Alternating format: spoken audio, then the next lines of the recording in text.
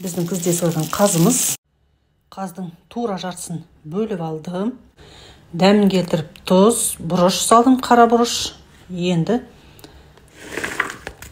пияз, кішірек лавр жапырағымен 3-4 тіс сарымсақ.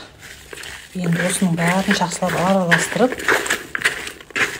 1 сағатқа бетін жауып қалдырамын. Бәліштің қамырын сорпаның бетінің майымен илеймін. Қамырды тығыздау етіп иледім. Енді бетін жауып 10 минутқа қалдырамын. Ет дайын. Картошканы қосамын. 130 градуста қызып тұрған духовкаға 1 сағатқа қоямын. Кейін 180 градуста 2 сағат дайындаймын. Қамыры біраз қатайды. Енді қайнаған су құямын. Енді кіндігін бекітіп жауып тастаймын.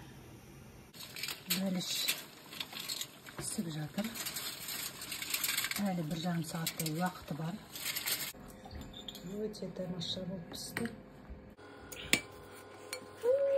Иісін-ай. Сорпасымен кәдімгідей тамаша бәліш болып шықты. Малық осылай жегенге не жетеді шіркін. Қараңыздаршы.